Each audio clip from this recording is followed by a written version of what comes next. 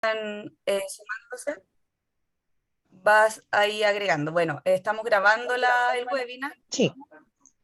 el cual va a ser subido después a nuestro canal de YouTube. Este Tech Webinar es súper interesante, bien contingente, habla sobre las modificaciones de la ley del IVA y lo que debes saber, la cual hoy día serán los relatores Gonzalo Smith, quien es abogado y socio del Departamento de Servicios Legal y Tributarios de la auditora y consultora PwC Chile. Y actuará como moderador José Basualto, quien es gerente del Departamento de Servicios Legales y Tributarios también de PwC Chile. Así que ahí, José, creo que tienes como un problema con el audio. Te voy a, dame un segundo. Eh, para que ahí lo puedas revisar, creo que sí era tu audio el que estaba ahí sonando un poquito extraño. Dale cuando tú quieras, cuando lo puedas ver. Bueno, ahí Gonzalo, si quieres te doy el paso desde ya para que puedas comenzar con José. Les recuerdo que también las preguntas las pueden realizar por el chat y para que tenga una mejor continuidad este webinar, las responderemos al finalizar, donde ahí José actuará como moderador. Perfecto. Todo Muchas tuyo. gracias, Josefina. Quería, bueno, partir agradeciendo a Chiletec por invitarnos a este seminario. A ti, Josefina, a Carolina Moya, a María Eugenia Riquelme, nuestro amigo también Rodrigo Roland, y bueno, por supuesto, todos ustedes, los asistentes que nos acompañan esta mañana. Bueno, como señaló Josefina, mi nombre es Gonzalo Schmidt, soy abogado, socio del Departamento de Servicios Legales y Tributarios de PwC Chile. ¿Cómo se llama? Trabajé dentro de mi carrera profesional 4 años en el Servicio de Impuestos Internos, en la subdirección jurídica. Tengo un postítulo en análisis y planificación tributaria y soy profesor actualmente de Derecho Tributario en el postítulo de la Universidad Católica de Chile. Me acompaña también hoy día José Ignacio Basualto, es abogado, magíster en Derecho Tributario, gerente de mi equipo, y el día de hoy les vamos a comentar acerca de las modificaciones que introduce la ley 21.420 a la prestación de servicios profesionales. Vamos a proceder entonces a proyectar, a compartir pantalla.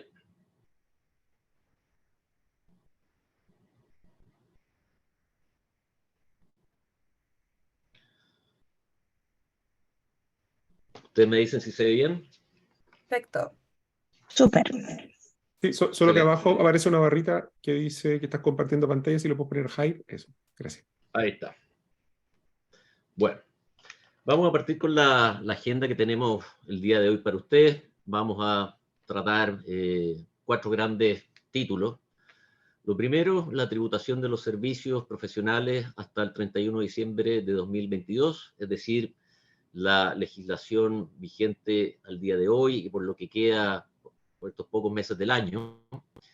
En el segundo punto vamos a tratar las modificaciones introducidas por la ley 21.420, vamos a revisar la modificación del hecho grabado servicio, los alcances de esta nueva definición, la entrada en vigencia de estas modificaciones, para pasar después al título tercero, a la exención a las sociedades de profesionales, en la cual vamos a revisar los requisitos, las interpretaciones administrativas del Servicio de Impuestos Internos emitidas a través de sus circulares y cómo tributan las sociedades de profesionales. Para finalmente ver someramente la norma general antiilusión, que es esta institución bastante temida del Servicio de Impuestos Internos. Vamos a ver algún concepto, una aproximación de la norma general antiilusión y su aplicación, y ver cómo esto podría eventualmente tener alguna incidencia sobre esta entrada en vigencia de la ley 21.420 ahora en enero del próximo año. Bueno, ¿qué es lo que tenemos hoy día? La tributación de los servicios hasta el 31 de diciembre de 2022. Vamos a partir por el concepto de servicio que nos da la ley de impuesto a las ventas y servicios, y se define al menos hasta el día de hoy como la acción o prestación que una persona realiza para otra y por la cual percibe un interés, prima, comisión o cualquier otra forma de remuneración siempre que provenga del ejercicio de las actividades comprendidas en los números 3 y 4 del artículo 20 de la Ley sobre Impuesto a la Renta. Vamos a ver a continuación cuáles son esas actividades de los números 3 y 4 del artículo 20 del Impuesto a la Renta, y los servicios no comprendidos dentro de las actividades descritas en estas actividades señaladas en los números 3 y 4 del artículo 20 no van a estar grabados, esto hasta el 31 de diciembre de 2022. Esto es lo que tenemos al día de hoy. ¿Cuáles son las actividades que se señalan en el artículo número 3 del artículo 20 y el número 4? En el número 3 están clasificadas las denominadas rentas del comercio, de la industria, ¿ya? Y aquí tenemos la industria, el comercio, la minería, la explotación de las riquezas del mar y demás actividades extractivas, compañías aéreas, seguros, bancos, asociaciones de ahorro y préstamos, sociedades administradoras de fondos mutuos, sociedades de inversión o capitalización de empresas financieras y otras de actividades análogas, constructoras, periodísticas, publicitarias, de radiodifusión, televisión, procesamiento automático de datos y telecomunicaciones. Ahí tenemos todas estas actividades comprendidas en el número 3, que como decíamos están clasificadas por lo general las rentas del comercio o la industria.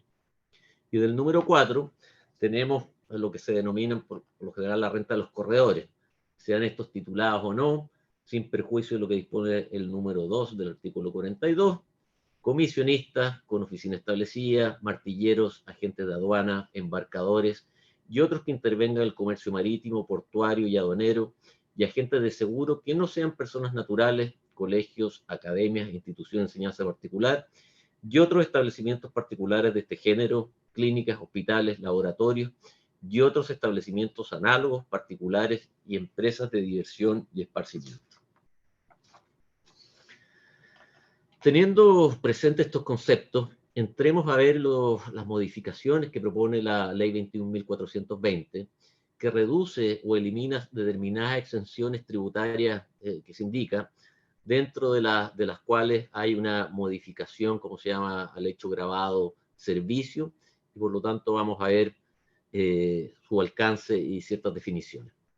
En términos generales, la Ley 21.420 modificó el hecho grabado servicio, eliminando la referencia a los numerales 3 y 4 del artículo 20 de la Ley de Impuesto a la Renta que vimos hace unos momentos, quedando así de esta forma, a partir del 1 de enero de 2023, todos los servicios afecto IVA, salvo aquellos que estén expresamente exentos. Entonces, con la entrada en vigencia de esta ley, el concepto servicio quedará definido de la siguiente manera: la acción o prestación que una persona realiza para otra y por la cual percibe un interés, prima, comisión o cualquier otra forma de remuneración. Como dijimos, se elimina el requisito de que los servicios deben estar comprendidos en las actividades descritas en los números 3 y 4 de la Ley de Impuesto a la Renta que acabamos de realizar. Por lo anterior, como dijimos, van a quedar grabados en general todos los servicios que sean prestados o utilizados dentro del territorio nacional. Van a quedar grabados con IVA todos los servicios prestados en Chile, sin importar que el beneficiario tenga o no domicilio o residencia en Chile.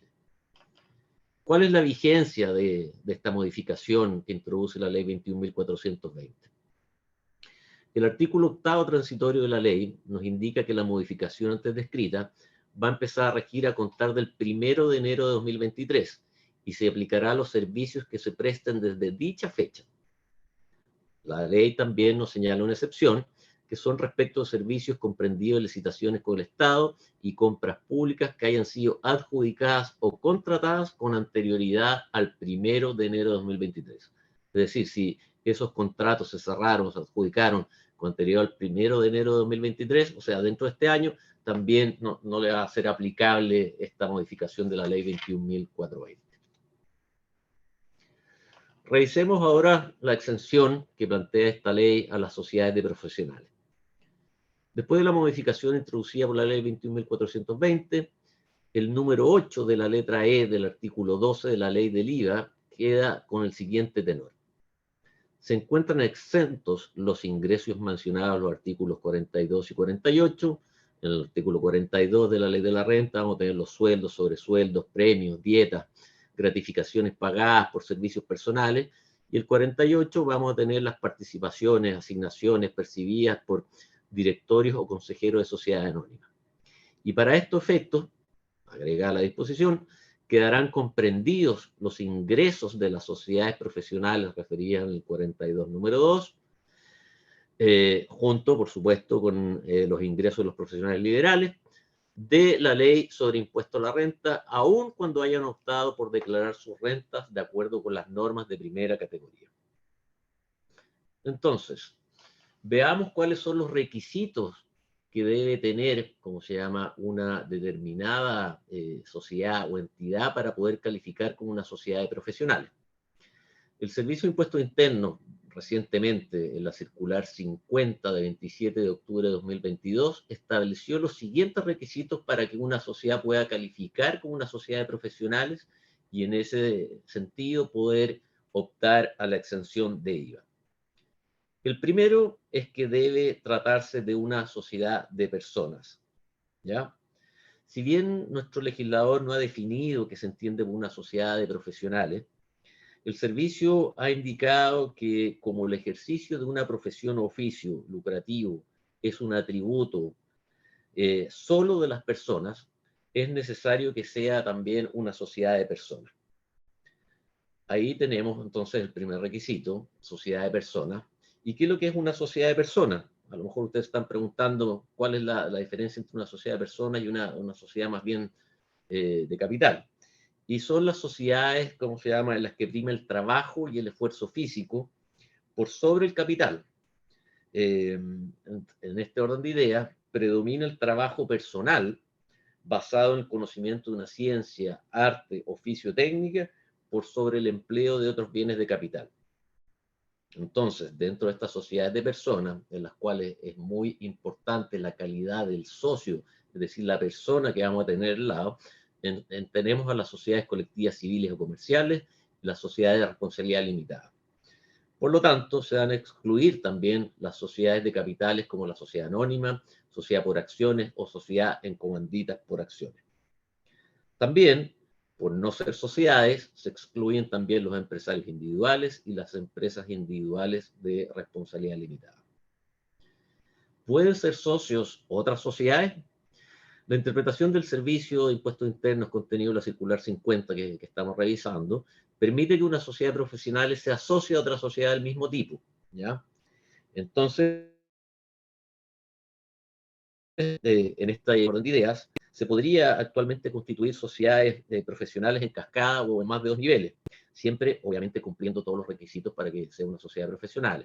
O sea, si esta sociedad presenta solamente labores de control o supervisión, pero no realiza realmente, ¿cómo se llama?, actividades profesionales o asesorías, no cumpliría con ese requisito. Debemos tener en cuenta, eso sí, y ojo con este tema, que el proyecto de reforma tributaria ingresado por el gobierno señala que las sociedades de profesionales deben estar formadas en todo momento por personas naturales que trabajen efectivamente en la sociedad, y eso en definitiva limitaría esta opción que hasta el momento sí podríamos tener a partir de la interpretación que ha dado el Servicio de Impuestos Internos en la circular 50. Entonces, a contrario censo de lo que estamos viendo, ¿qué no serían o qué cosas no calificarían como una sociedad de profesionales, como para que vayamos entendiendo y aterrizando un poco el concepto? Por ejemplo, si todo o parte del capital de una sociedad está orientado a fines o actividades distintas de la prestación de servicios y asesorías profesionales, no estaríamos, como se llama, calificando como una sociedad de profesionales. Si uno o más de los socios es una persona natural o jurídica, solo aporta capital y no su trabajo personal, tampoco estaríamos frente a una sociedad de profesionales. Las sociedades anónimas y las sociedades de profesionales en que uno más de sus socios sea una sociedad anónima, tampoco calificaría como una sociedad de profesionales. Y también podríamos decir que no califica bajo este concepto las sociedades profesionales que desarrollen cualquiera de las actividades calificadas en el artículo 20 de la Ley sobre Impuesto a Renta, aun cuando sean aquellas meramente rentistas clasificadas en el numeral 2 del mismo artículo. Mirando el segundo requisito, vemos que la sociedad debe tener un objeto exclusivo, ¿ya? El servicio va a revisar las actividades informadas, como se llama, al Servicio de Impuesto Interno, valga la redundancia, al inicio de actividades, como también aquellas que en los hechos desarrolle la sociedad a través de los procedimientos de fiscalización usual. Entonces, tanto la actividad económica informada al servicio como las que se desarrollen en la práctica deben ser la prestación de servicios o asesorías profesionales. ¿Se puede prestar más de un tipo de servicio profesional? Absolutamente. Hay algunas excepciones que, si bien podría que no calificaran bajo el concepto de prestación de servicios, asesorías profesionales, igual quedan exceptuadas por disposición legal. Aquellas actividades educacionales prestadas de manera esporádica, que esté dirigida a un grupo de personas que normalmente atiende o que potencialmente puede atender como cliente, tiene que ser de manera esporádica, no planificada, accidental, y no puede formar parte de un curso sistemático programado. También efectuar inversiones ocasionales en depósitos a plazo, fondos mutuos u otros instrumentos de corto plazo, siempre que tengan como fin preservar sus flujos de caja y evitar su desvalorización. Es decir, resguardar fundamentalmente los flujos de caja, ¿ya? Entonces, la sociedad de profesionales puede hacer este tipo de inversiones. De la misma forma, también podrá adquirir activos fijos que sirvan para el desarrollo de su giro, siempre, por supuesto, que el trabajo personal prime por sobre el capital. Sí, ahí, Gonzalo, bueno, hay un tema bien importante que probablemente le puede pasar a muchos de las sociedades que están de propiedad de ustedes, que muchas veces una sociedad tiene participación en otras sociedades, y esas sociedades más abajo reparten utilidades o reparten dividendos a las sociedades de arriba. Y esas rentas no son rentas del trabajo, sino que son otras rentas del artículo 20 de la ley de la renta. Y ahí tendríamos un problema con este requisito, porque no tendría este objeto exclusivo de la prestación de servicios, sino que también recibiría rentas de primera categoría, lo cual nos haría, digamos, salir de ser una sociedad profesionales y no poder optar a esta exención. Y además hay que tener presente que muchos de ustedes dirán, chuta, yo tengo en mis escrituras de constitución como objeto de la sociedad un montón de cosas, que a veces pasa porque generalmente los abogados cuando constituimos sociedades tratamos de dejarlo lo más posible para comprar, vender inmuebles o cualquier otro inmueble, a una amplia gama, digamos, de objetos. Hay un servicio en la circular señala de que se pueden tener declaradas otras actividades en la escritura de constitución, lo que importa y en otras modificaciones que se hagan. Lo que importa, digamos, es la actividad que efectivamente ustedes informaron al Servicio de Impuesto Interno y la actividad que ustedes desarrollan. Ahora, como les vamos a decir también después, creemos que también es importante, si es que se hace modificación en la sociedad, poder de todas maneras acotar el objeto social, porque de todas maneras, frente a una fiscalización, siempre hace mucho más fácil defender una sociedad profesional que tiene un giro exclusivo, un objeto exclusivo, si es que también nuestra Constitución lo señala. Efectivamente, es una muy buena acotación la que señala José Ignacio. Y si lo queremos también ir aterrizando de alguna manera, el oficio 1424 de 28 de abril de 2022, emitido por el Servicio de Impuesto Interno, una sociedad por acciones le consulta al Servicio de Impuesto Interno si califica como una sociedad de profesionales para efecto de la exención del IVA, señalando que prestaba servicios profesionales, además de importar y vender bienes al retail, que era, bueno, ustedes comprenderán, una operación afecta a IVA, por la cual sí emitía la correspondiente documentación tributaria. El Servicio de Impuesto Interno, en ese oficio, determinó que la sociedad, al dedicarse a la prestación de actividades comerciales y también las asesorías profesionales, no cumplía con el requisito de prestar exclusivamente servicios profesionales, por lo que no califica como una sociedad de profesionales para efecto de la exención del IVA. Entonces, este segundo requisito de que la sociedad debe tener un objeto exclusivo, prestación de servicios, asesorías profesionales, es muy importante cumplirlo y debemos, tener mucho ojo en lo que se informa, al realizar el inicio de actividad del Servicio de Impuestos Internos, como también las actividades que la sociedad va a desarrollar en la práctica, las cuales van a ser objeto de un proceso de fiscalización para verificar en definitiva qué tipo de actividad está realizando esta sociedad. Pasemos al tercer requisito.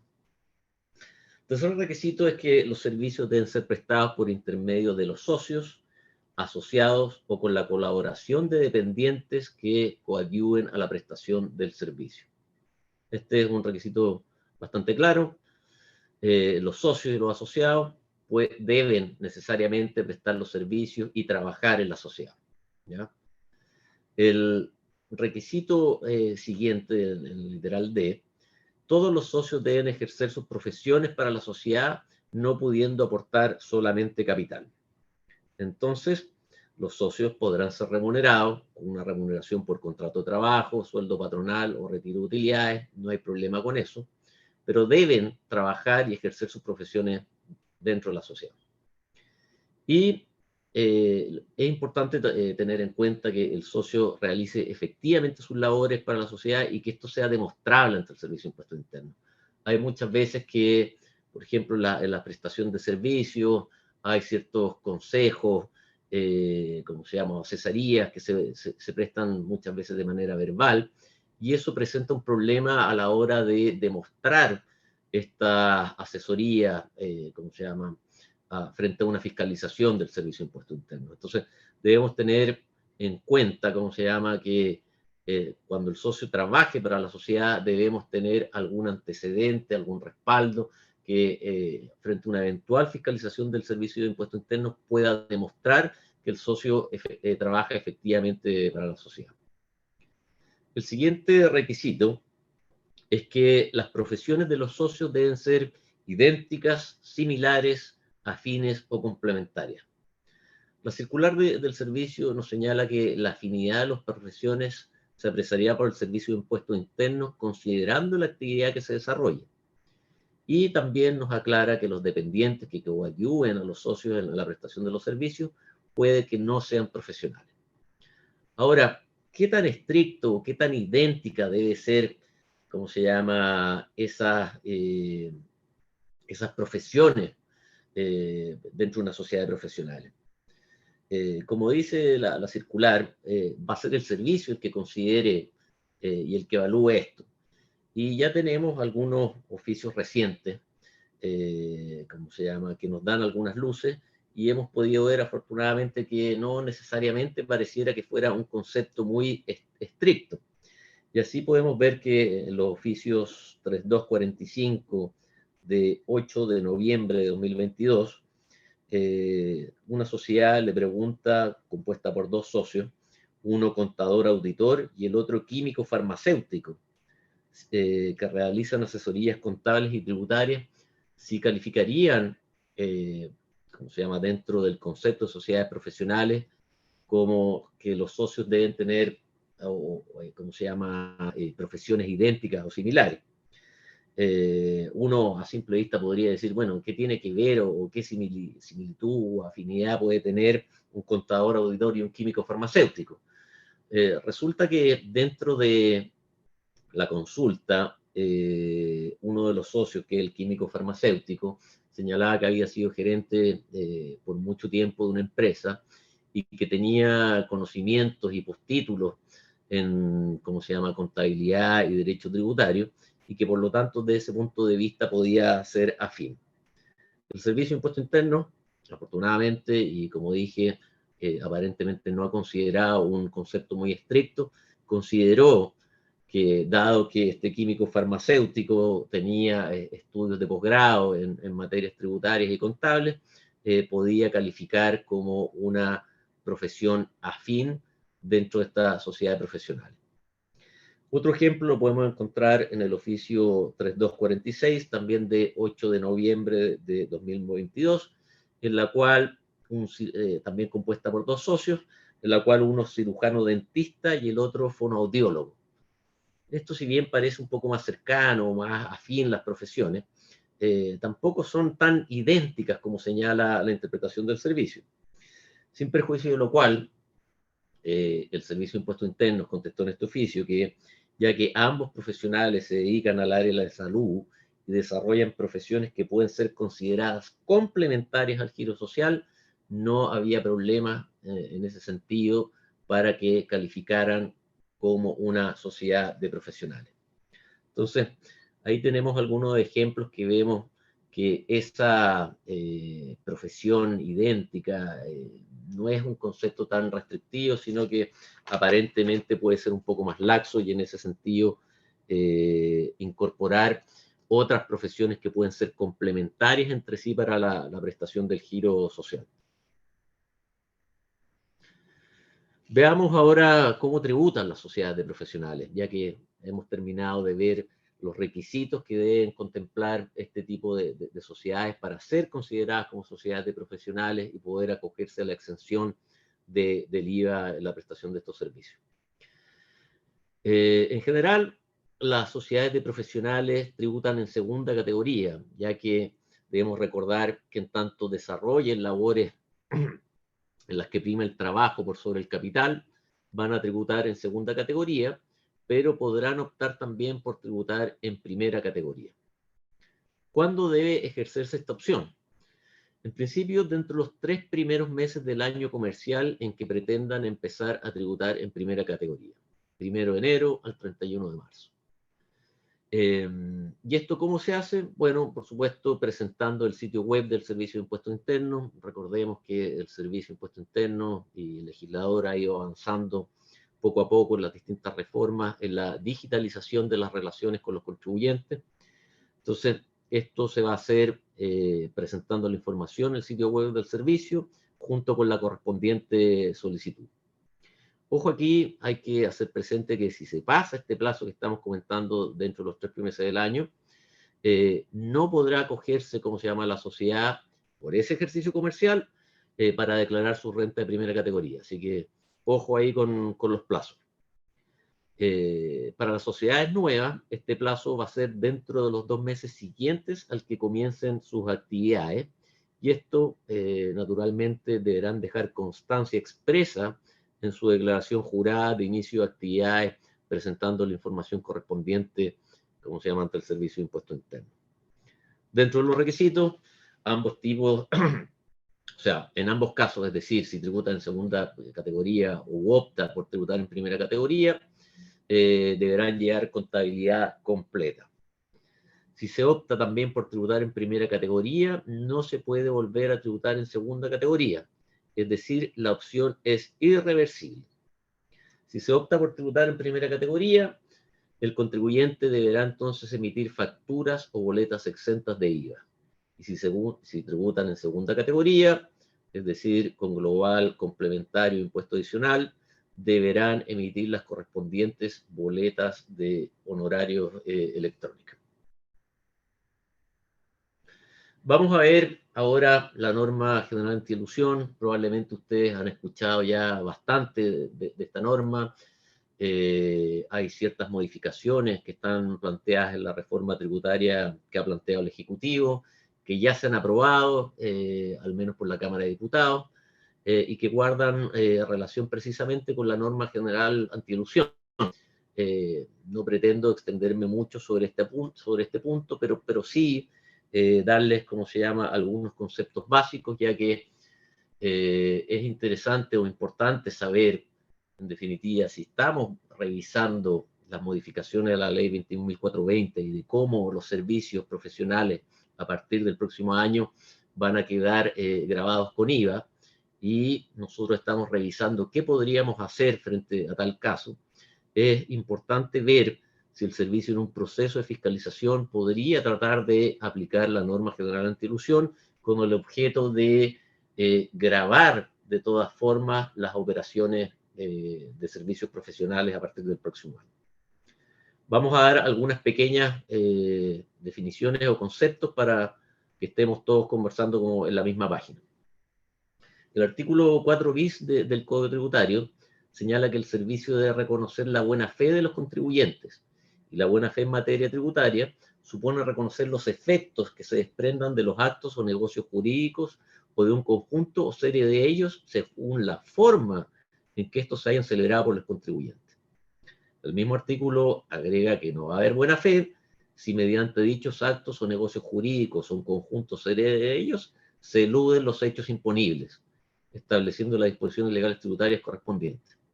Se entenderá que existe elusión de los hechos imponibles en los casos de abuso o simulación establecidos en los artículos 4 ter y 4 quater. Entonces, ¿qué tenemos acá? Que en general el servicio, reconociendo la buena fe de los contribuyentes, debe respetar los efectos de los actos jurídicos en la forma que lo hayan celebrado los contribuyentes, a menos que se eludan los hechos imponibles a través de los dos presupuestos que son abuso o simulación. Entonces, el artículo 4 ter nos señala que las leyes tributarias no podrán ser eludidas mediante el abuso de la forma jurídica, entendiéndose por tal que existe abuso en materia tributaria cuando se evite total o parcialmente la realización del hecho gravado, o se disminuya la base imponible o la obligación tributaria, o se postergue o difiere el nacimiento de dicha obligación mediante actos o negocios jurídicos que, individualmente considerados o en su conjunto, no produzcan resultados o efectos jurídicos o económicos relevantes para el contribuyente de un tercero que sean distintos de los meramente tributarios que se refiere a este inciso. Y el artículo 4 quater, que tiene el segundo presupuesto, que es la simulación, y en estos casos los impuestos se aplicarán a los hechos efectivamente realizados por las partes con independencia de los actos o negocios simulados. Se entenderá que existe simulación para los efectos tributarios cuando los actos y negocios jurídicos que se trate disimulen la configuración del hecho gravado del impuesto o la naturaleza de los elementos constitutivos de la obligación tributaria por su verdadero monto o data de nacimiento. Estos conceptos son importantes tenerlos en cuenta. Recordemos que es muy probable que a principios del próximo año el Servicio de Impuesto Interno, lo más probable, saque un plan especial de fiscalización de IVA en los servicios profesionales, para revisar el cumplimiento y pago de este impuesto que va a entrar a regir como nuevo hecho gravado a principios del próximo año. Hay muchos contribuyentes al día de hoy que están preocupados, no todos pueden trasladar este 19% al consumidor final, por lo tanto se puede perder competitividad, y están analizando de qué manera quizás poder organizarse y reestructurarse para poder manejar este impuesto que va a empezar a regir el próximo año. Entonces es importante tener en cuenta a la hora de hacer esa revisión, de hacer ese examen de cómo estructurarse para poder manejar este impuesto, esta norma general antiilusión, ya que si el servicio estima que puede haber abuso o simulación, podrían aplicar esta norma para gravar de igual forma como se llama esta prestación de servicios con IVA. Lo positivo es que esta circular 50 nos da algunas luces de qué es lo que estaría pensando el Servicio de Impuesto Interno a priori con respecto a esta norma general antiilusión, y nos dice que en principio, y es importante subrayar eso, en principio el hecho que una sociedad se reorganice o reestructure para tributar como sociedad de profesionales para quedar exenta de IVA por sus servicios, en sí mismo no configura abuso o simulación en los términos del artículo 4 bis y siguiente del Código Tributario, que son los que acabamos de revisar, sin perjuicio que las circunstancias concretas del caso puedan modificar esta afirmación. Entonces, esto, naturalmente, y como siempre lo hace el Servicio de Impuesto Interno, va a quedar sujeto, como se llama, a las facultades de fiscalización que pueda ejercer el Servicio de Impuesto Interno. Así que todo esto hay que revisarlo con mucho cuidado, ver bien los requisitos y tener siempre presente esta norma general antiilusión que hoy día está más vigente y con más peso que nunca, ya que la reforma plantea que incluso la norma general antiilusión la podrá aplicar el mismo Servicio de Impuesto Interno en sede administrativa, es decir, sin recurrir a los tribunales tributarios y aduaneros para tal calificación.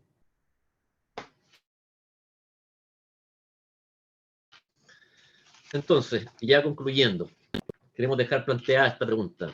¿Puedo reorganizar mi sociedad para ser una sociedad de profesionales y poder optar a esta exención?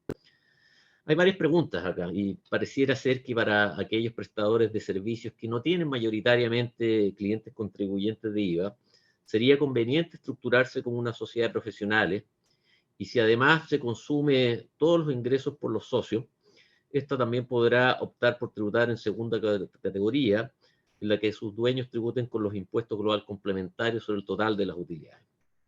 Por el contrario, quizás si los socios no consumen el total de lo que genera la sociedad, podrían proyectar el monto que se espera facturar para el año para tributar con impuestos finales solo por lo que se retira. A su vez, si se espera facturar menos de 85.000 UF, será posible también acogerse a las normas PYME, y si se factura más de ese monto, se deberá acoger al régimen semi-integrado. ¿Ya? Muchos de ustedes están preguntándose hoy día, bueno, ¿qué puedo hacer yo? A lo mejor estoy organizado como una sociedad por acciones, como una sociedad anónima. ¿Qué puedo hacer yo frente a esta reforma que ya es inminente? El 1 de enero de 2023 va a estar en vigor, y el servicio ya va a empezar a, ¿cómo se llama?, fiscalizar y revisar, ¿cómo se llama?, con mucho ahínco esta nueva disposición. Recordemos que la reforma tributaria plantea que una gran parte de la recaudación va a ser a través de la eliminación de ciertas exenciones, y además a través de la fiscalización de la evasión, y por lo tanto ¿cómo se llama?, nuevo hecho grabado con IVA seguramente va a ser fiscalizado. Entonces, esta reorganización de las sociedades, como vimos, para poder ser considerada como una sociedad de profesionales y optar a la exención, podemos hacerlo. El servicio nos ha dicho que no necesariamente o a priori va a ser el motivo, en términos tales de que pueda aplicar la norma general anti-elusión, pero siempre se deben seguir todos los requisitos y los pasos, y se debe revisar varias cosas. O sea, no solamente a la hora de reorganizarse hay que cumplir con los requisitos, sino que también uno tiene que ser muy cuidadoso, por ejemplo, al valor al cual se pueden traspasar los activos en una reorganización, revisar otros temas legales como la continuidad laboral de los trabajadores, y como decíamos antes, asegurarse de que el Servicio de Impuestos Internos no mire esta reestructuración como una figura elusiva para evitar, ¿cómo se llama?, el pago del IVA. Voy a dejar de compartir pantalla para poder conversar ahora con ustedes, resolver algunas dudas. Sí, Gonzalo, mira, tenemos unas dudas ya que nos han hecho por el chat, así que podríamos partir con esas primero y Perfecto. Voy a después dejar vemos de las que quieran compartir hacer porque también. no los veo. Sí, bueno, Francisco Mardones pregunta, quisiera saber si la mantención, si se mantiene la exención de IVA a la exportación de servicios. Bueno, ahí la respuesta, Francisco, es sí se mantiene, porque también nos sigue estando la exención que está en el artículo 12, número 16 de la ley del IVA, y aparte porque también hay un tema de territorialidad. Finalmente son servicios que se prestarían en el extranjero o van a ser utilizados al extranjero, y claro, el único requisito que se pone, ¿cierto?, es que el Servicio Nacional de Aduanas califique los servicios como exportación. Entonces me imagino, Francisco, quizás tú esa calificación ya la tiene y quiere ver qué va a pasar a contar del 1 de enero. Sí, No sé correcto. si tiene alguna duda.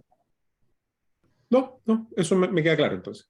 Sigue como es Pero ahora. sí, Un servicio calificado por aduana como sí, exportación, que generalmente, en el caso Sí. de las empresas que estamos en Chiletec, son desarrollo de software a medida de acuerdo a especificaciones del cliente, que esa es una glosa estándar de aduana, que hasta ahora ha sido exenta, entonces va a seguir siendo exenta. sí, Correcto, eso se mantiene. correcto. Perfecto. De hecho, no ha Después, pasado don también. Cristian Silleruelo, perdón, Sí. pregunta, ¿cómo demuestran su calidad profesional los socios? Bueno, y Cristian, es un tema que finalmente dice, claro, si el servicio me fiscaliza, cómo lo hago yo? Es un tema que igual se ha consultado harto. Normalmente lo más fácil debe ser con el título profesional emitido por alguna universidad, por algún instituto técnico, eso es lo más fácil. Hay preguntas sobre, por ejemplo, qué pasa si son profesionales que sacaron su título en el extranjero. Yo creo que también se dice poder, por una cuestión lógica, también debe ser que sea un título profesional, pero el servicio no ha sido muy laxo en cuanto a qué pasa con personas que no son profesionales.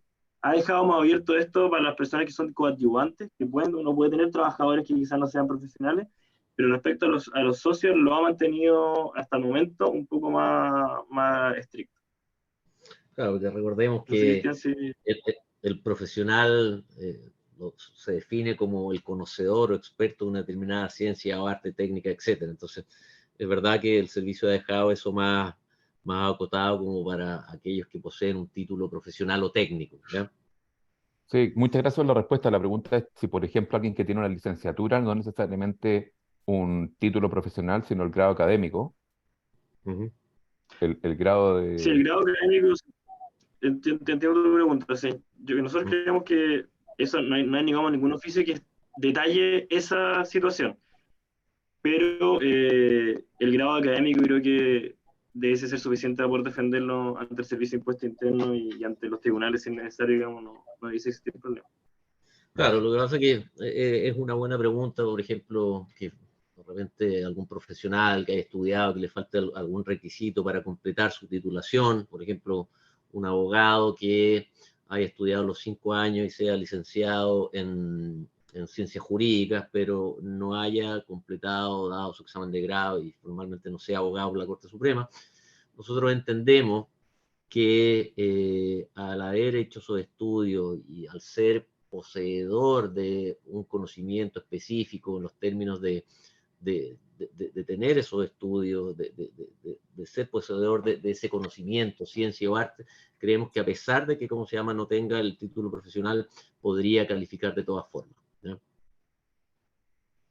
Francisco Mardones pregunta, ¿qué pasa con los servicios que presta una ARL? ¿Queda exento también?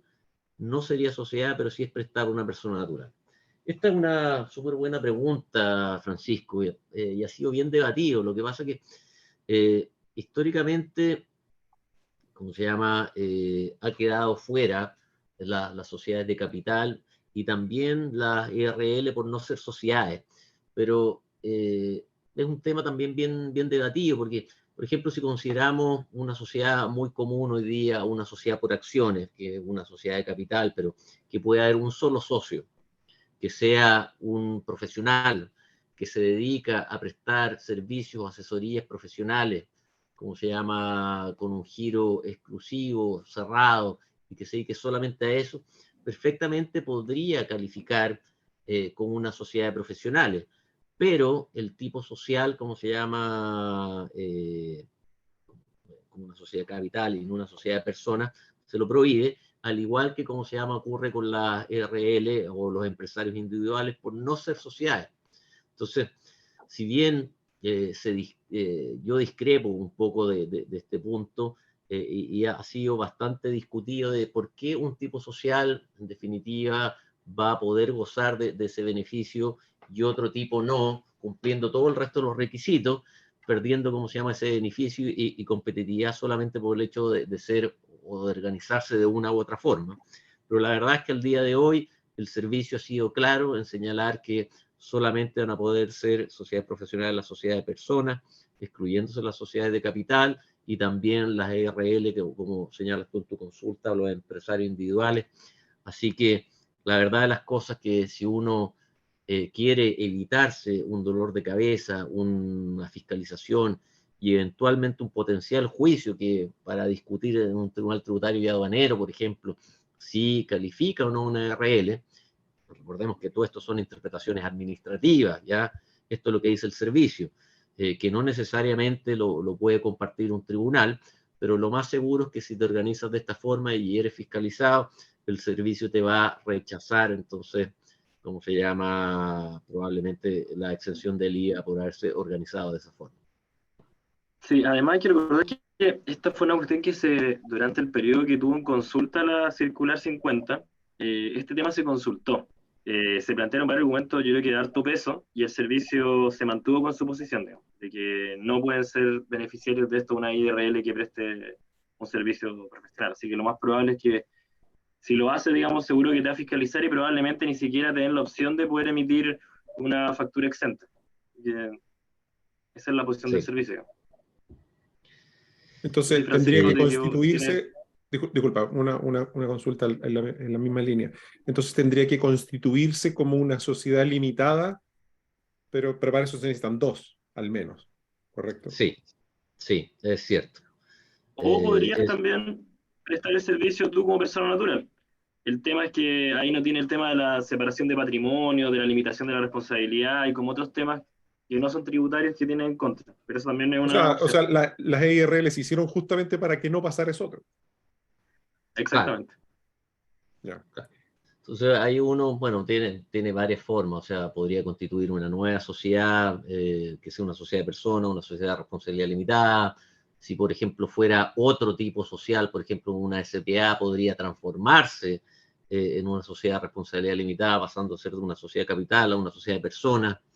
Eventualmente podría reorganizarse la entidad de manera de dividirse y de esa forma dividir los negocios respecto a los que son solamente asesorías profesionales que no estarían exentos a IVA versus otros tipos de servicios que pudiera prestar esta sociedad que sí quedarían grabados con IVA. Hay varias soluciones que se tienen que revisar con cuidado, pero se pueden hacer algunas cosas, ¿ya? Francisco Méndez, perdón. No. Solamente un punto respecto a lo que preguntó Cristian Sigüruelo de cómo demostrar la calidad de los profesionales. En la asociación tenemos hartos profesionales que son desarrolladores de software, pero que no tienen un título universitario de desarrollador de software, o a ¿O veces vienen de otras técnico? profesiones. Uh -huh. Eso habrá que demostrarlo en caso de una auditoría, ¿cierto? De impuestos internos. Sí, Ok, así no es que es. haya que demostrarlo al momento de constituirse, por ejemplo. No, Ok. no, porque, ¿cómo se llama? Para efectos del inicio de actividades, ¿cómo se llama? Se da información de los socios, del giro, etcétera, pero todo eso queda sujeto posteriormente a una fiscalización del Servicio de Impuesto Interno. Dentro, por supuesto, de los plazos de prescripción que tiene para poder revisar y fiscalizar las declaraciones de los contribuyentes. Ok, gracias. Eh, No interrumpo. Sí, ahí Francisco, una cosa que reitero es que para el tema de los socios sí está como bien estricto de que tienen que ser profesionales. Ahora, para el tema de los coadyuvantes, digamos, los trabajadores que uno puede tener en una empresa, sí el servicio ha sido más laxo que podrían no ser profesionales. Efectivamente. Francisco Méndez pregunta si el objeto de la sociedad debe ser exclusivo en la escritura y o solo en los giros habilitados ante el servicio. La verdad, Francisco, es que lo que nos ha señalado el Servicio de Impuesto Interno es que el objeto social debe ser exclusivo o restringido en lo que se informa en el inicio de actividades, que no necesariamente debe ser concordante con lo que uno tiene en la escritura social, y en las actividades que en los hechos, o sea, en la práctica realice la sociedad. Por lo tanto, podría ser que en la sociedad, en la escritura social, haya otros giros más amplios, no giros exclusivos de prestación de servicios, y que hayan también modificaciones posteriores, sin que eso obste a que, como se llama, pueda calificar como una sociedad profesional en los términos que hemos venido conversando. De todas formas, y como hemos dicho, en un proceso de fiscalización, y sobre todo en lo que es de cara a la norma general antielusión, yo recomendaría restringir también el giro social de la escritura, porque todos estos elementos son los que después el Servicio de Impuesto Interno se agarra y se toma de ellos para poder, en definitiva, construir un caso y decir que no estamos frente a una sociedad de profesionales en los términos que señala el artículo 42 y por lo tanto poder optar a la exención de IVA. Así que, según circular, que es la Pero hay interpretación un del servicio vigente el día caso de hoy. práctico que, por ejemplo, podría pasar. Claro, hay un caso práctico, por ejemplo, el servicio permite, ¿cierto?, que uno va a poder mantener su integridad de caja, y que no se desvalorice. Dice que uno puede invertir en otros instrumentos, como por ejemplo depósitos a plazo o otro instrumento a corto plazo, ¿cierto? Entonces, por eso dice que puede ser fiscalizado. Entonces, imagínate, el servicio podría decir, oye, mira, yo vi que tú también dentro de tus ingresos tienes aquí una ganancia por unos depósitos a plazo, por unos fondos mutuos, no sé. Tú le dices, no, mira, la verdad es que esto lo hice para mantener la integridad de mi caja, etcétera. Y el servicio podría decir, pero tú en tu objeto también pusiste que en realidad te dedicas, y en tu objeto la compra y venta de valores mobiliarios. Entonces ahí, como dice Gonzalo, se pueden producir problemas en la fiscalización. En cambio, si yo no tengo eso en mi objeto, yo tengo que decir, oye, mira, yo ni siquiera tengo este objeto en mi social, y esto lo hago efectivamente por un tema operacional, y no para obtener, yo no obtengo rentas, digamos, no me dedico a esto, no es mi negocio. Claro.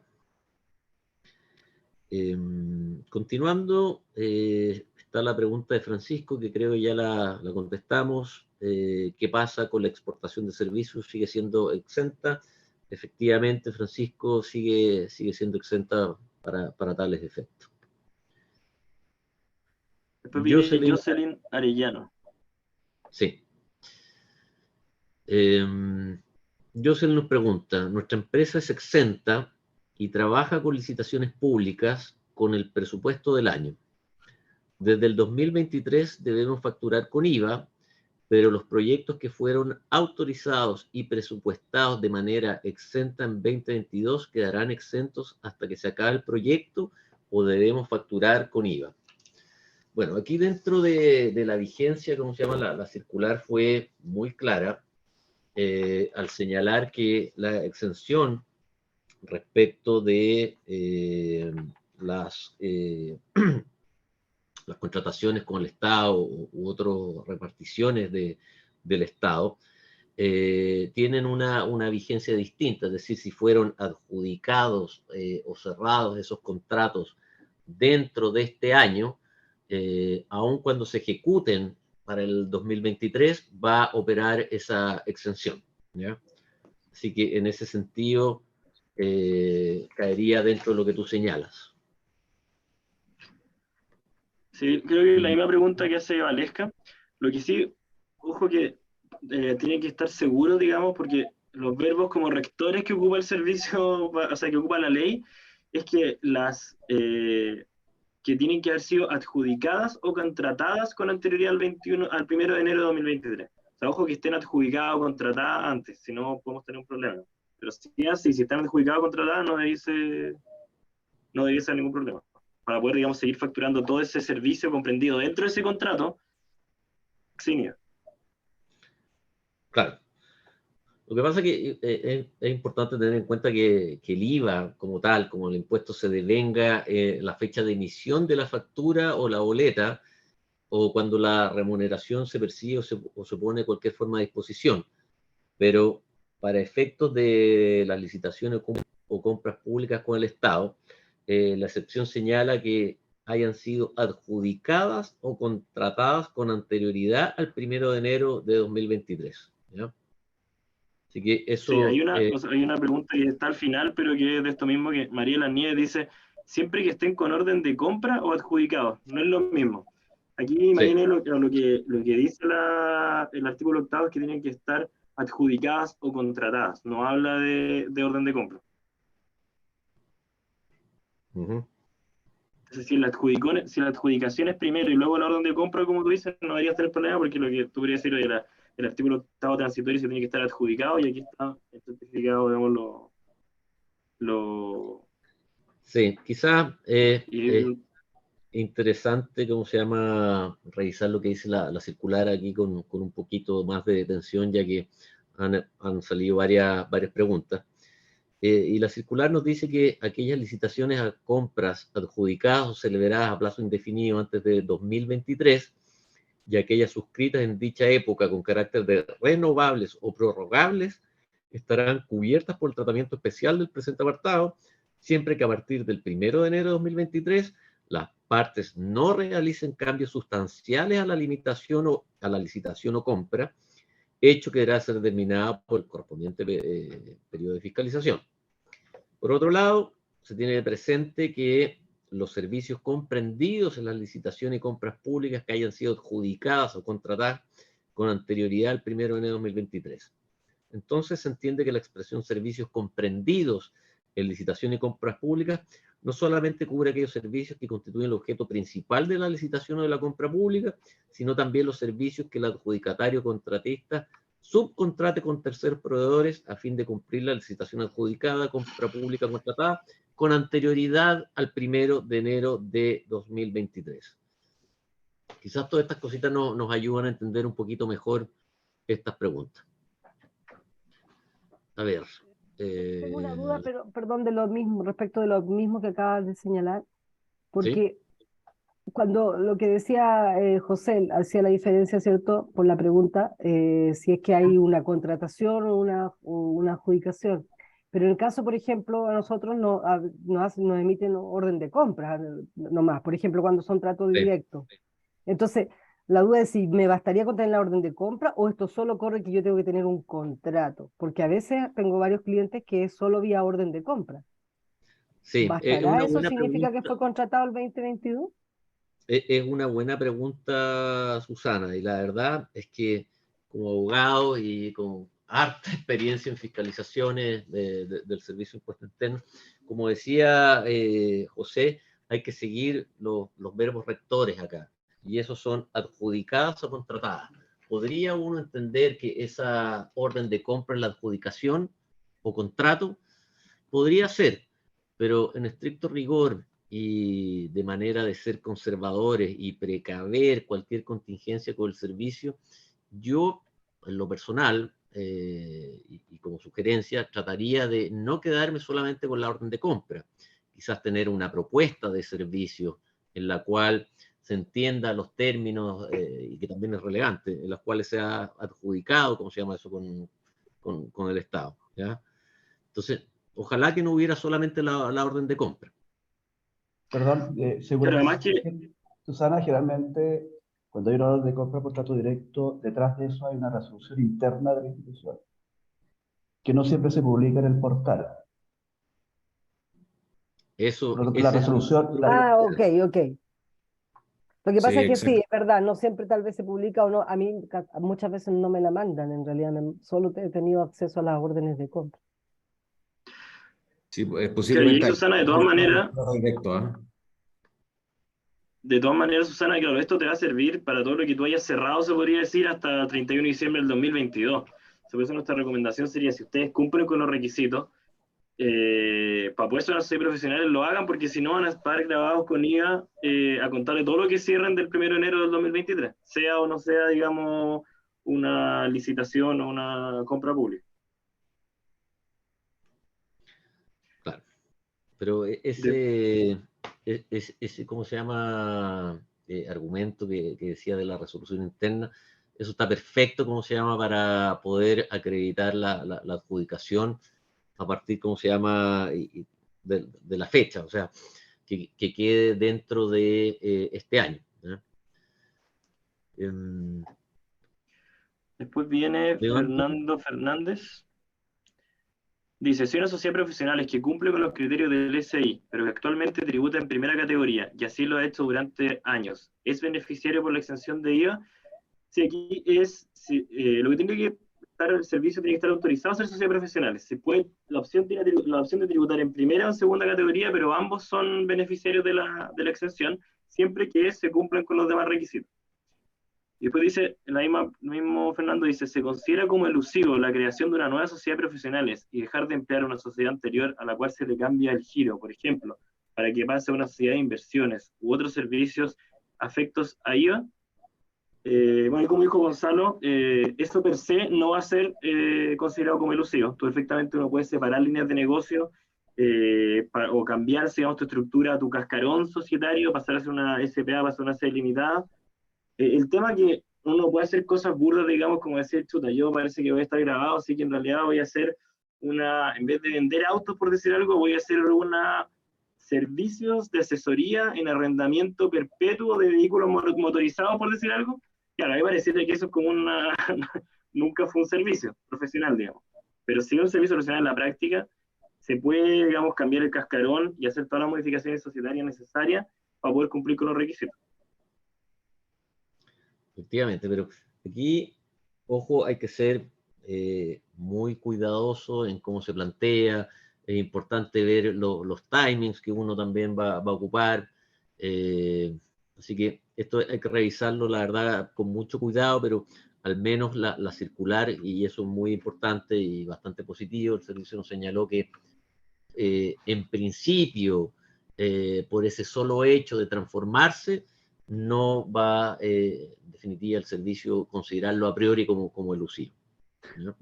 Gonzalo, José, muchas gracias por eso. Yo ahí quiero solamente complementar la pregunta. Lo que pasa es que lo que va a pasar es que en este tipo de temas, sobre todo lo que tú planteas del tema del timing, es que muy posiblemente entre enero y, o sea, perdón, entre este mes y el mes de diciembre, las notarías van a estar llenas de empresas que están siendo transformadas, que se están creando sociedades, etcétera, y obviamente que desde esa perspectiva también eso ya pone a esa empresa en un spot de fiscalización, ¿no? Sin duda, Incluso que haya una razón de negocio para hacerlo, ¿no? sin duda, sin duda. Y por eso, Fernando, es muy importante ver, en definitiva, cómo se estructura la sociedad, qué es lo que está haciendo, los timings que dijimos, cómo se cumple con los requisitos.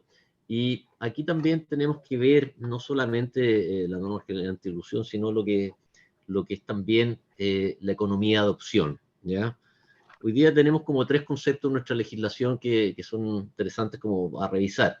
Tenemos la evasión, que es cuando se gatilla el hecho grabado y no se paga el impuesto, y eso, como se llama, es sancionado con la respectiva recopilación de antecedentes para ver si hay hechos constitutivos de delito.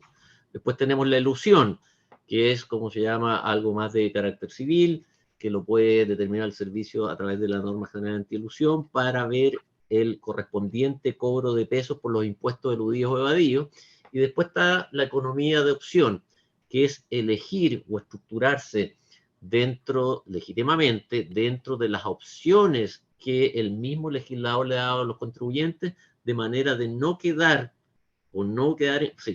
encasillado dentro de la opción más gravosa.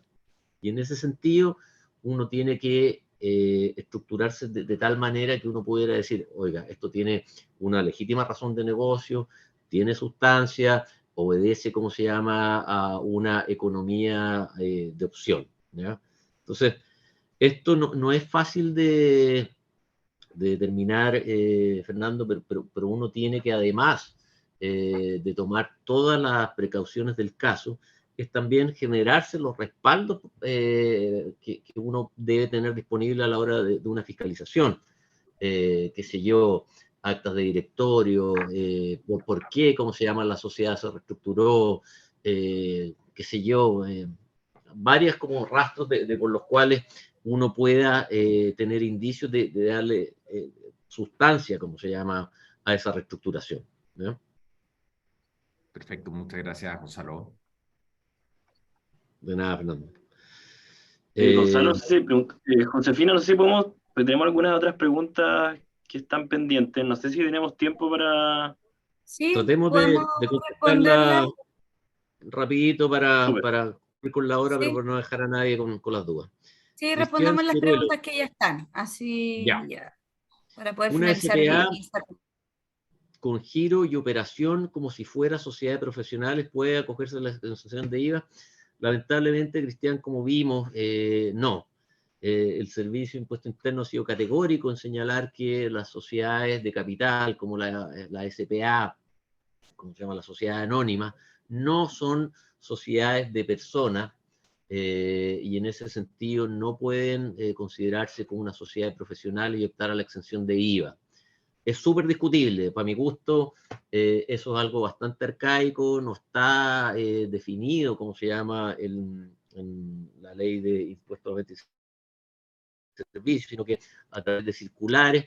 Yo creo que es un concepto un tanto anacrónico y, como vimos hace algunos minutos, perfectamente pudiera darse que dentro de ese tipo social se cumplieran todos los demás requisitos, como se llama, para poder considerarse que se está frente a una sociedad de profesionales. Pero la recomendación es que si quieres evitarte cualquier problema, cualquier contingencia con el Servicio de Impuestos Internos, no te constituyas como una SPA, y ahí eventualmente podrías evaluar transformar esa SPA por una sociedad de personas. Maximiliano Amenábar, ¿se podría seguir siendo exento si dentro del giro se encuentran actividades de investigación y desarrollo para así acceder a los beneficios de la ley? En mi opinión, si bien el giro es restringido, lo que aquí debe primar es la prestación de servicios personales por sobre el capital. Y si seguimos, como se llama, bajo esa premisa, y se siguen prestando asesorías profesionales, los cuales, insisto, no prime el esfuerzo físico, intelectual por sobre el capital, yo creo que no debiera haber problemas que se encuentre, como se llama, dentro del giro, como se llama, investigación y desarrollo. José Flores, somos una sociedad limitada que brinda servicios de desarrollo de software. Además, fabricamos nuestros propios software que entregamos como licencia. Hasta ahora facturamos servicios con facturas exentas y licencias con IVA. ¿Es posible mantener la exención de IVA en servicios si además vendemos licencia de nuestro propio software? La verdad, José, es que si estás, como se llama, realizando ambos servicios bajo esta entidad, que en principio cumple por ser una sociedad de personas, no podría, como se llama, aprovechar la exención, ya que, como ha dicho el Servicio de Impuestos Internos y en el oficio que vimos y que citamos hace poquito, que te lo vuelvo a mencionar por si quieres tomar nota y revisarlo, como se llama, tiene que ser un giro exclusivo. Y aquí, en el oficio que revisamos, era una sociedad que prestaba servicios y además hacía compra y venta de artículos para el retail. Y el servicio dejó claramente establecido que al realizar actividades comerciales, esa sociedad no podía ampararse, como se llama, como tal, para efectos de la exención del IVA. Así que ahí te recomiendo yo ver cómo reestructurarse, quizás dividir esa sociedad de manera tal de dejar en una la prestación de servicios profesionales y en la otra, como se llama, la venta de software. El oficio que te mencioné es el oficio 1424 de 28 de abril de 2022. María de las Nieves, siempre que estén con orden de compra adjudicados, no es lo mismo, a veces la adjudicación es primero y luego la orden, ¿y qué significa contratadas? Entiendo que, María de las Nieves, creo que eso lo aclaramos. A veces la adjudicación es primero y luego la orden. Claro, aquí lo importante, para mi gusto, es tener claro que la orden de compra como tal es más bien un documento interno, como se llama, entre las partes. Entonces, debemos tener otros antecedentes que respalden esa adjudicación. Ahí alguien hizo una muy buena intervención de que había una resolución que para estos efectos a lo mejor no estará publicada, pero eso deja claramente constancia de cuál fue la fecha de la adjudicación para efectos de la vigencia, ¿cómo se llama?, de esta modificación. ¿Ya? Eso, parece que esas son todas las preguntas. No sé, Josefina, yo creo que con esto nosotros hemos terminado nuestra presentación. Estamos un poquito excedidos de la hora. ¿Sí? Maximiliano. Disculpa, una pregunta. Si yo tengo firmado un contrato marco, el contrato marco se considera como una adjudicación anterior, por lo tanto, todo lo que yo haga sobre ese contrato marco se continúa exento. Mira, es una buena pregunta. De acuerdo a lo que revisamos en la circular, yo me atrevería a decir que sí.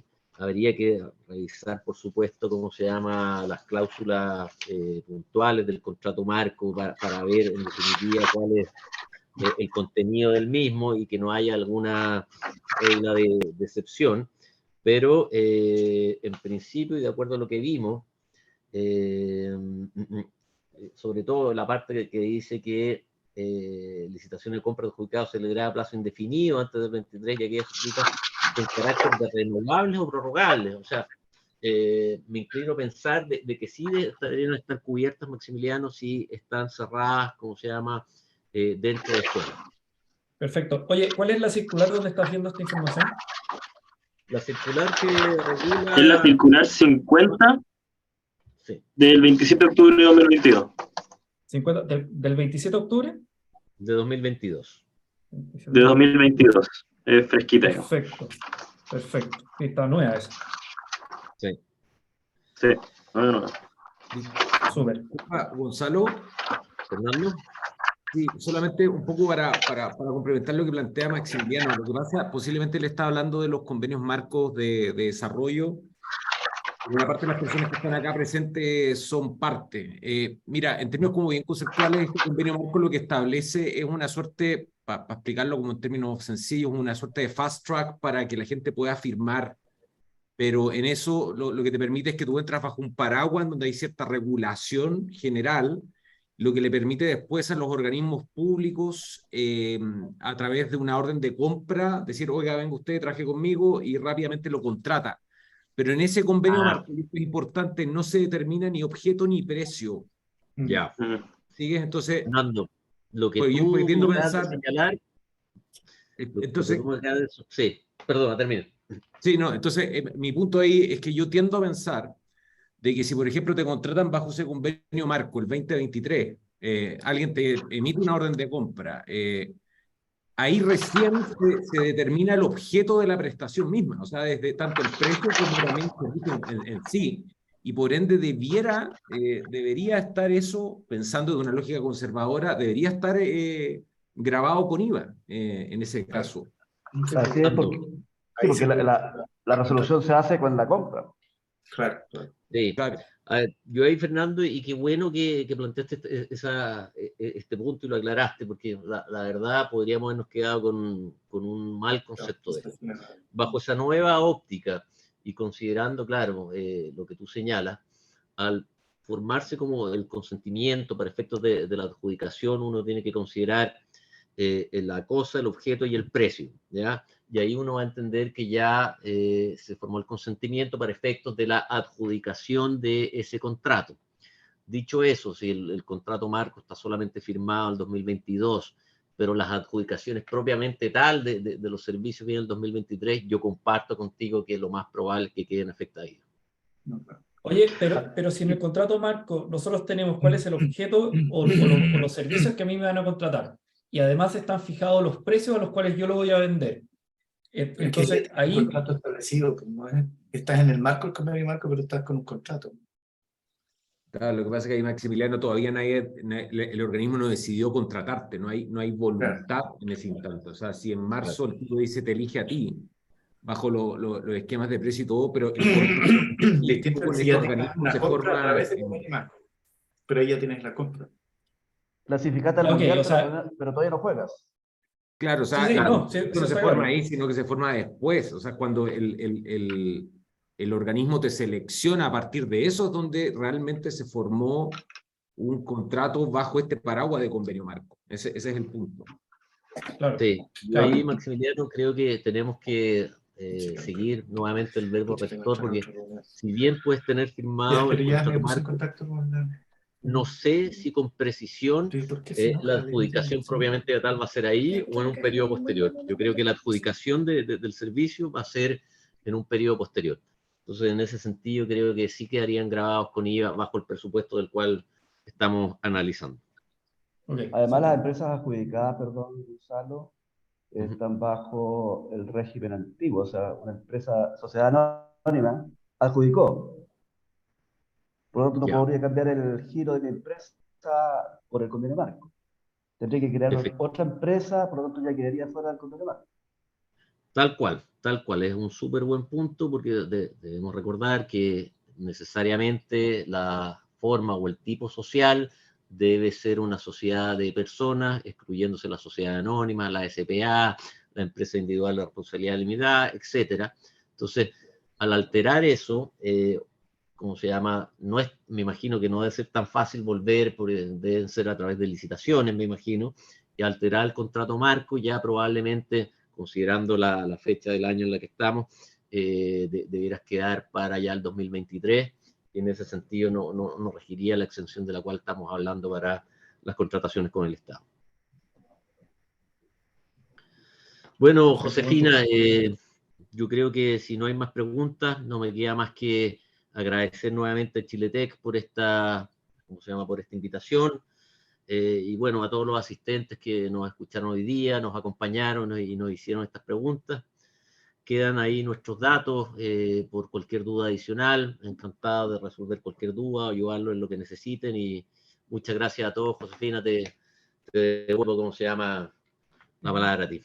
No, muchas gracias a usted, Gonzalo, José, muy interesante la charla, muchas felicitaciones también a través del chat, así que gracias por darnos esta instancia, felices obviamente de repetir una instancia como esta, así que cualquier cosa, nosotros les mandamos un correo a todos, estamos conectados para que puedan hacer sus consultas y si quieren que los conectemos ahí con Gonzalo y con José. Así que nada más que decir, un buen día para todos, nos atrasamos así un poquito, pero fue muy valioso, así que muchas gracias y estamos en contacto en una nueva oportunidad.